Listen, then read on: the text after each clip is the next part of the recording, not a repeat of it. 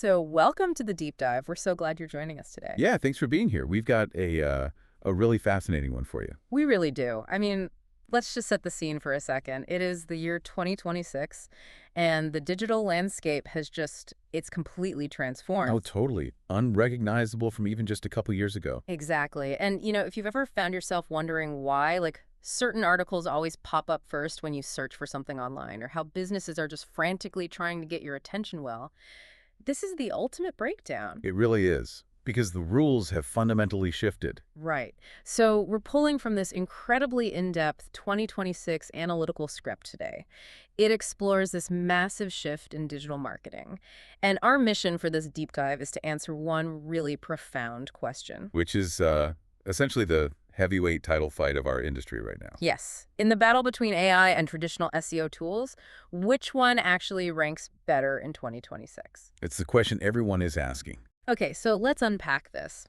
Because I am so excited to get into this. We aren't just reading a dry tech manual here.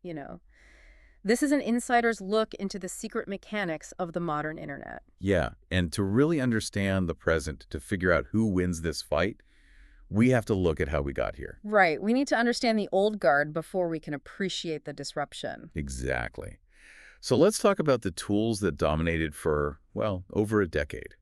Traditional SEO tools. Right. Things like Ahrefs, SEMrush, Moz, Ubersuggest. Yeah, those were the undisputed heavyweights.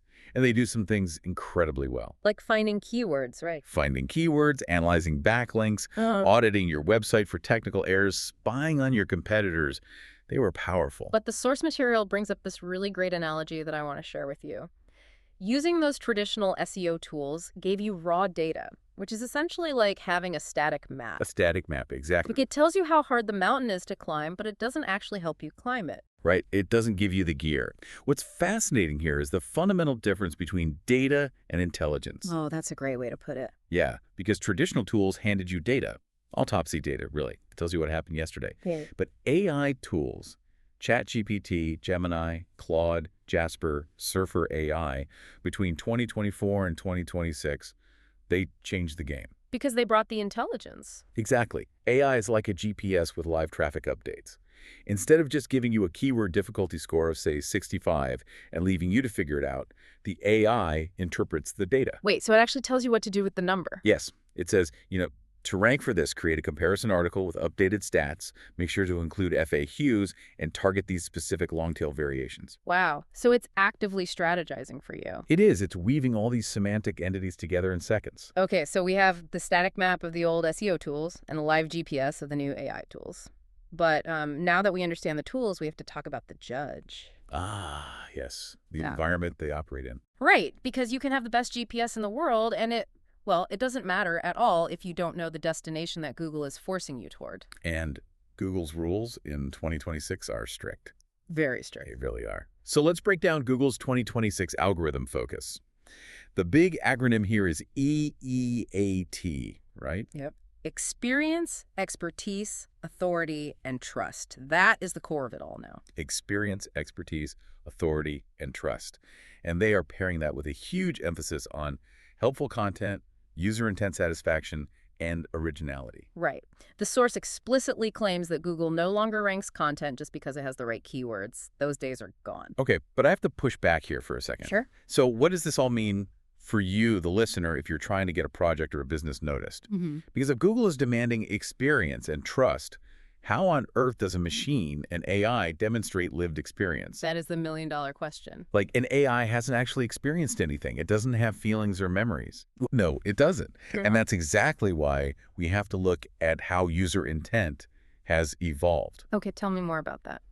So user intent generally falls into three categories: informational, transactional, and navigational. Right. Google is basically just asking a behavioral question now. Does this page actually solve the user's problem? And is it better than the existing content? So they're watching how people interact with the page. Exactly. They look at engagement metrics. If a user clicks on an AI article, realizes it's just generic robotic fluff, and bounces back to the search results in 5 seconds, Google sees that. Oh, wow. So they register that as a failure. Yep. And that destroys your trust and authority scores. This provides the broader context for why AI both shines and struggles in the modern ecosystem. Okay, that makes perfect sense. Knowing Google's strict EEAT rules, I feel like it's time to actually put our two contenders in the ring. Let's look at their fatal flaws, the weigh-in, so to speak. Let's do it. Speed versus accuracy. Right. So looking at AI's strengths, the speed is just mind-blowing. An AI can generate, what, 10 to 50 articles in the time a human writes one? Easily. And it naturally embeds all those semantic variations we talked about. But the weaknesses are huge. Like we just said, it lacks original experience. It risks putting out this generic, repetitive output. And let's not forget fact accuracy. Mm. AI hallucinates. It gives you outdated info with total confidence. Oh, absolutely. And then there's the big one, risking Google's over-automation penalty. Which is a domain killer. Okay, and then on the other side of the ring, traditional SEO tools. Their strengths are flawlessly accurate data, technical site audits, competitor link building opportunities. Unmatched accuracy, yes. But the weaknesses, they don't create the content, they require all this manual execution, they lack predictive intelligence, and they are incredibly painfully slow. Very slow. It's manual labor. Okay, so here's where it gets really interesting for me. I want to push back on the AI hype for a minute. Okay, let's hear it. If AI can write 50 articles instantly and embed all the right keywords, why shouldn't the listener just automate a massive blog today? Why not just spin up 1,000 articles over the weekend and play the numbers game? This raises an important question. And the source actually provides case studies that answer exactly why that doesn't work. Oh, perfect. Let's get into the case studies. So case study 1 looked at the AI-only blog. The spray and pray approach. Exactly. And at first, they saw incredibly fast growth. Huge traffic spikes. But I'm guessing it didn't last. Not at all, because the engagement was terribly low and the bounce rate was sky high. Google recognized the mathematical predictability of the AI text. Because machines write uniformly, and humans are erratic. Right, so the site got hit with the over-automation penalty, and traffic just collapsed overnight. Wow. Okay, what about case study 2, the traditional route? Case study 2 was the SEO-only model. Pure human writing, manual tool research. Let me guess. Great content, but too slow. Exactly. High-quality content, great engagement, but incredibly slow growth and very limited scalability. They just couldn't produce enough to compete. So if both AI and SEO tools fail when they're used in isolation, how are the top players actually winning in 2026? There has to be a formula. There is.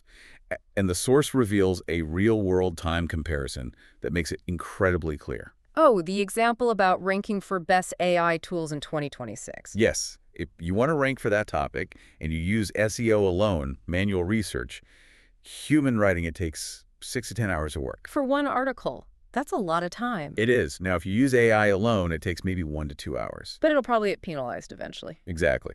So the ultimate winner, the only way to survive is the hybrid approach. The hybrid approach. Okay, walk us through the exact winning workflow for this. So first, you use Ahrefs or SEMrush for the data and research. Yeah. You find the gap in the market. To get the map. Then second, you use AI to generate the brief and draft the content at high speed. Okay, so the AI is doing the heavy lifting there. Third, you use a tool like Surfer or Neuron Writer for a layer of semantic optimization. Making sure it hits the right vector relationships. Yes.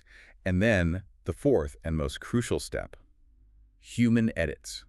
Ah, the human element. A human has to go in, verify the facts, inject authentic lived experience, and break up the robotic tone. Okay, I have an analogy for this that might synthesize it for you, the listener. Oh, I'd love to hear it. It's basically like building a house. Okay, I'm with you.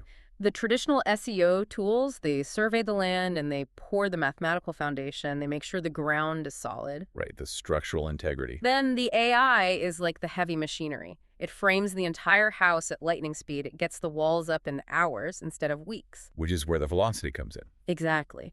And this is the key, the human has to step in at the end to decorate it, give it warmth, put pictures on the walls, and actually make it a home. Because no one wants to live in an empty robotic shell of a house. That is a perfect analogy, and it connects directly back to case study 3 from the source material. The hybrid model case study. Yes.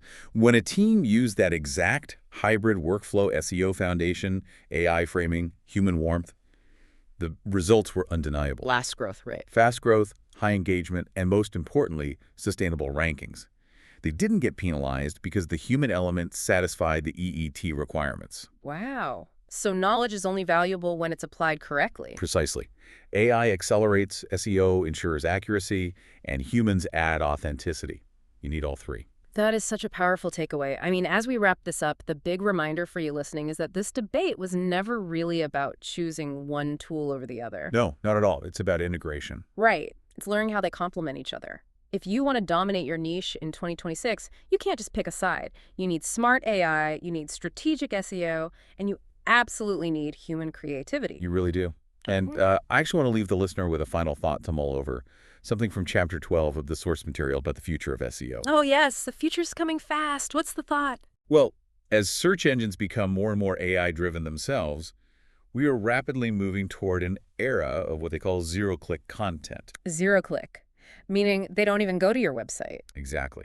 Search engines will just use voice or visual tech to give the user the answer instantly, right there on the search page, without them ever clicking a link. Oh, wow. So the search engine just gives away the answer. Yes. So the question I want to pose to you, the listener, is this.